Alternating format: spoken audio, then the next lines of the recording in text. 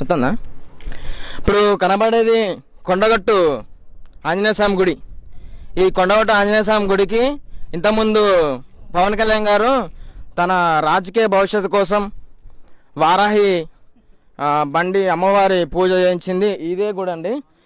అసలు ఈ కొండగట్టు దగ్గర అద్భుతమైన ప్లేస్ ఏదంటే మీకు ఇప్పుడు చూపిస్తే జస్ట్ ఇక మీరు కొండగట్టు వచ్చినప్పుడు కొంచెం కష్టపడాలి. ఇక్కడ చిన్న గోడ ఉంటుంది, ఆ గోడ ఎక్కి వస్తే పైకి మీకు అద్భుతమైన లొకేషన్. కొండగట్టులో అత్యంత అద్భుతమైన ప్లేస్ ఏంటంటే చూస్తున్నారా, ఒక ఫ్లైట్ మీద వెళ్తూ ఎంత పైనుంచి చూస్తే అబ్బా ఏంద్ర బాబు ఈ లొకేషన్ అన్నాడు. అసలు ఇక్కడ ఉన్న సిచ్యువేషన్ కానీ గాలి కానీ అసలు అది మాట చెప్పలేనంత అద్భుతమైన సందర్భాలండి ఇలాంటి ప్లేస్కి రావడం. అంటే ప్రతిసారి మేము 2 yearsకి ఒకసారి ఇక్కడికి రావడానికి ప్లాన్ చేసుకుంటూ ఉంటాము ఫ్యామిలీ మొత్తము. మా ఫ్యామిలీ వాళ్ళు మాత్రం అటు సైడ్ ఉన్నారు.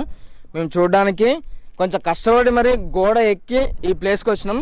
చూస్తున్నారా, అసలే అద్భుతమైన ప్లేస్ అండి. అసలు చూస్తా పైన ఎంత ఇది కూడా పైకి ఎక్కచ్చులే కానీ ఒకవేళ జారి కింద పడ్డామంటే కథం మినిమం 1/2 గంట పడుతుంది కిందికి పోవడానికి. అంత లోతట్టు ప్రాంతం, లోయ చాలా పెద్ద లోయ అన్నమాట.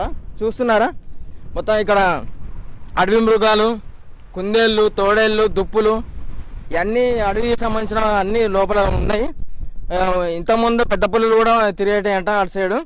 మనం అటు పోవడానికి లేదు ఛాన్స్. మొత్తం అటు అంత అడవి ప్రాంతం, ఫారెస్ట్ ఆఫీసర్లు లోపల రానియకుండా అంత దట్టమైన కనబడుతున్నాయి కదా పర్వతాలు.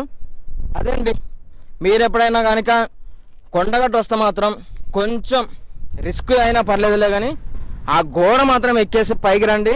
మీకు లైఫ్లో మర్చిపోయినంత ఒక మెమొరీ లాగా మిగిలిపోతుంది. ఈ ప్లేస్ చాలా బాగుంది. ఇక మళ్ళీ చెప్తున్నా, ఒకసారి రండి, చూడండి, దేవుని దర్శించుకోండి. అద్భుతమైన ప్లేస్ అండి. పవన్ కళ్యాణ్ వచ్చిండు, సాక్షాత్ పవన్ కళ్యాణ్ గారు వచ్చిండంటే ఎంత అద్భుతమైన ప్లేస్ మీకు అర్థమవుతుంది కదా. థ్యాంక్ యూ అండి.